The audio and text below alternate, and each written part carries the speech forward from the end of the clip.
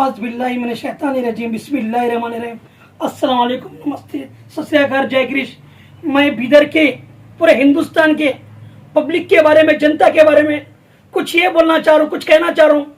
अब जो मूवमेंट, अब जो विधानसभा में जो बिल पास हुआ, ये गलत हुआ। ये मुसलमानों को टारगेट बना के मुसलमानों पे बंदूक करके निशाना किसी और को मार रहे हैं। मेरे जितने हिंदू भाई लोग हैं, सरदार जी भाई लोग हैं, जितने मेरे क्रिश्चियन भाई लोग हैं, आज तुम लोगों की भी प्रॉपर्टी के ऊपर, तुम लोगों की भी जमीनों के ऊपर, उसके ऊपर लोग हमला करने वाले हैं। हम एकता होके हाई कोर्ट में जो अपील करके उसको रोकना बहुत जरूरी है।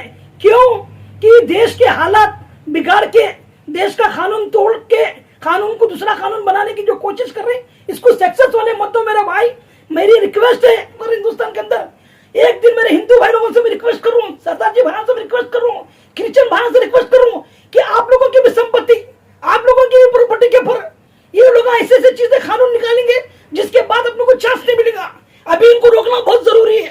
इनकी जो प्लानिंग, उनकी जो चाल चल रहे हैं, उस चालों को फिक्का, उन लोगों के माहौल को सोच खत्म करने के लिए हम सबको एकता होकर इस बारे में आवाज उठाना पड़ेगा।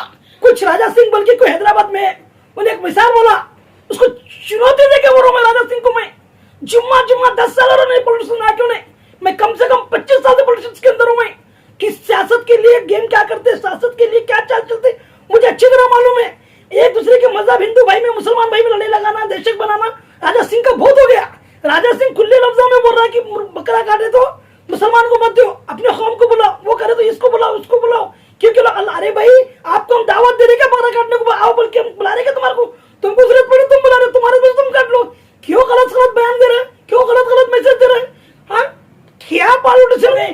परसों कल्याण में एक लेडीज को घर घुस के कुछ क्षण मार के लड़े, उस लेडीज पर हमला करके उसको खत्म कर दिए। और उस बारे में कोई लीडर, कोई पॉलिटिशियन, कोई एमपी, कोई एमएलए, कोई मिनिस्टर आवाज नहीं उठाया। मेरे कुछ चंद भाइयां बिदर के जाके वहां पर हक की बात करे, ईमान की बात करे और उसके लिए साथ देने की बात करे। जो औरत को जो मारे हैं वो लोगों के ऊपर फांसी भी होना, और उनको एक आदमी को उनको माफी के काबिल नहीं है। वो एक औरत को जुल्म करना और मारना घर में घुस के बोले तो बहुत बड़ा गुनाह है।